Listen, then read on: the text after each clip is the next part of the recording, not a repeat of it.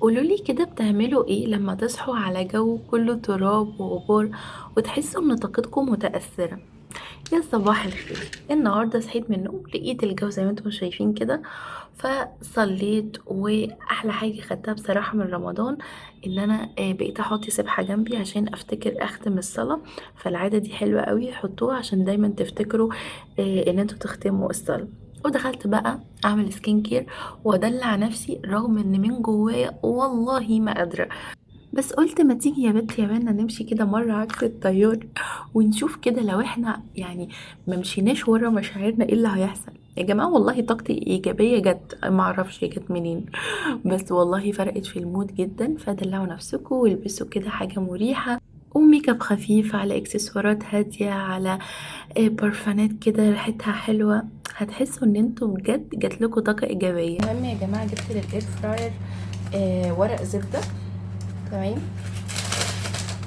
بصوا، في ورق زبدة كتير قوي بيلزق، النوع ده خطير، معرفش هو من سعودي، حتى شلت الورقة اللي عليه تحفة، كلمة قليلة عليه. جربت فيه فراخ وجربت فيه البطاطس، خطيرة.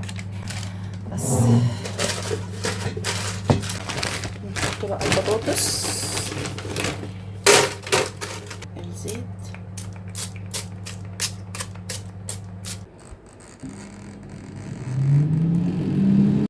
وبما ان هنا الصوت ما كانش واضح عشان صوت الاير فراير كان عالي، فقلت هعمل لكم هنا بقى فويس اوفر اشرح لكم انا كنت بقول ايه.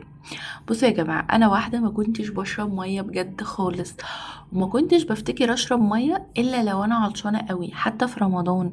يعني تخيل انا كنت بفطر على عصاير، على تمر، اكل، بعد كده بعد التراويح افتكر ان انا عطشانه وببقى عطشانه بقى جدا. طبعا ده غلط قوي يعني ده غلط جدا. فقلت لا، ان شاء الله ان شاء الله هشجع نفسي ان انا اشرب ميه. فجبت كده كوبايه شكلها حلو. انا عارفه ان الكوبايه الستانلي بتكون كبيره وبتشجعكم تشربوا كميه اكبر، بس لا، انا احساسي ان دي حلوه قوي. اولا لو انا خدتها معايا مثلا من اوضه للتانيه ما بحسهاش تقيله، لا انا ببقى ماشيه بيها كده في الشقه عادي، فاهمين؟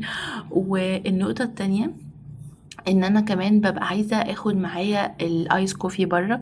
فبصراحه هي حلوه قوي ان انا بحط فيها الايس كوفي دي، كميه الايس كوفي اللي انا بشربها حلوه لذيذه يعني. بس فحسيت ان هي في كل الحالات هي مشجعاني، حجمها خفيف، بتخلص على طول، مش بحس بكمية المية فبملاها تاني، فبحط تاني مية. وبصراحة الدنيا عندي اتغيرت كتير قوي، بقيت بشرب مية كتير الحمد لله في اليوم. بس كده، فكنت بقول لكم ان انتوا كمان شجعوا نفسكم، هاتوا حاجه شكلها حلو وشيك كده وتكون على ذوقكم، تشجعكم ان انتوا تزودوا عاده جديده عندكم في اليوم. دايما كده عندي قناعة ان اي حاجة عايزة ازودها في يومي، يا اما بغير مكان الحاجة دي مثلا وبغير الديكور، يا اما بغير المنتج نفسه اللي انا بشرب فيه. يعني اشتري حاجة حتى لو حاجة بسيطة، انتوا عارفين لو عايزين تهتموا بنفسكم مثلا كبداية، حتى ممكن تجيبوا كريم مرطب مثلا، فاهمين؟ لو انتوا مثلا عايزين تعملوا حاجة جديدة في شعركم، ممكن تعملوا قصة جديدة، عندكم اكيد مقص وتفتحوا اليوتيوب وتشوفوا قصة جديدة. يعني انا دايما عندي قناعة ان الحاجة الصغيرة قوي بتعمل فرق كبير. بما اني فتحت التابلت، بصوا دي اول رسمة رسمتها يا جماعة. من بعد ما بقيت يعني شيف صغنونة، حسيت ان انا عايزة ارسم الاكل اكتر، لان انا بشوفه بطريقة سبحان الله يعني فيها تفاصيل. يعني شايفين في ديتيلز انا بشوفها في الاكل حتى وانا في السوبر ماركت، يعني بحس بالديتيلز دي قوي. دي قلت ممكن تبقى مثلا كفر نوت بوك كده، تبقى لذيذة قوي، وخصوصا احنا داخلين بقى على الصيف، فحساها يعني شبه الصيف قوي يعني. بس فقولولي برضو رأيكم، وان شاء الله اي حاجة هعملها هنزلها لكم هنا. بس طبعا بقى التفاصيل والرسم والحاجات دي هتلاقوها على دراون بايت، هسيب لكم اسمه هنا عشان تدخلوا على الانستجرام وتتابعوني. وهنا كنت باشارك معاكم application حلو أوي لو انتم عايزين تحفظوا قرآن، أو لو انتم عايزين تسمعوا القرآن بصوت شيخ معين بتحبوا تسمعوا بيه. ف application وحي خطير يا جماعة. وكمان لو انتم بتعلموا الأطفال، فالمصحف المعلم الشيخ محمود الحصري جميل جدا. بيقرأ بالراحة، الأطفال بتعرف تسمع. كمان في ترجمة وفي تفسير، وتقدروا ان انتوا كمان تختموا معاه القرآن.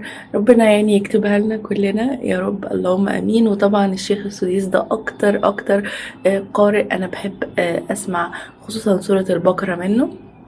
بس والابليكيشن التاني عشان بقى نعمل رياضة في البيت لحد ما ربنا يسهل وننزل الجيم. فالابليكيشن ده عجبني جدا. واحلى حاجه ان انتم ممكن تختاروا ان هو ممكن يكون انيميشن او ممكن يكون فيديو كمان. فحلو قوي ده ابلكيشن تاني، واعتقد ان انا ان شاء الله هشترك فيه لانه كمان بيهتم بالوجبات بتاعه الدايت. فحاسه ان انا يعني محتاجه الاتنين. فلو انتوا كمان عايزين تمشوا على نظام دايت ورياضه في البيت، فالابلكيشن ده يعني recommended ليكم انه ممكن يساعدكم. ولو انتوا كمان تعرفوا ابلكيشن كويس ممكن تكتبوا لي تحت في الكومنتات. وبعد ما خلصت التمارين حسيت ان انا عندي طاقة، فقلت يلا ننظف التنظيفات اللي هي ايه، مش عميقة، بس اللي هي اليومية العادية، اللي هو نكنس نمسح لو في تراب، خصوصا ان الجو اليومين دول كمية تراب مش طبيعية يا جماعة. انا كل يوم بمسح الترابيزة وبمسح السفرة وبمسح الترابيزة بتاع التلفزيون والمكتب، بجد كل الحاجات دي بتطرب، ده غير المطبخ طبعا يعني. فمش عارفة والله بجد الجو اليومين دول وحش قوي. فالحمد لله على كل حال. المهم رتبت كده ونضفت وروقت ودخلت بقى اعمل الغدا. وابدأ خد الخطوات ومن هنا تنتقل خطوة خطوة. والله حي البيانات وأنت دايما ودخلت اعمل غدا سريع، فعملت مكرونة وايت صوص بالمشروم وصدور فراخ خطيرة يا جماعة، تتبيلتها تحفة وسريعة وصحية. يعني حطيت مكعب زبدة وبعد كده نزلت بصدور الفراخ ونزلت عليها بملح وفلفل وايه كمان وبصل باودر وتوم باودر. واهم بقى يعني تتبيلة فيها هي الروزماري فريش والزعتر الفريش ورشة كده حلوة من الكاري. يا الله يا جماعة خطيرة. من أحببت كلام اتقال للنبي نفسه عليه الصلاة والسلام، ولكن الله يهدي من يشاء. مش حدش هيعرف يقطع رزقك، أول رزق هيتقطع. ومن الحاجات اللي انا ممتنه ليها قوي الحمد لله ان انا بشغل دايما جنبي بودكاست عشان اشغل دماغي بحاجه مفيده بدل ما اقعد افكر في حاجه سلبيه. بس كده يا جماعه لحد هنا يكون الفلوج بتاعنا خلص. ما تنسوش ان انتوا تشتركوا في القناه وكمان تفعلوا زر الجرس وتعملوا لايك اذا الفيديو عجبكم.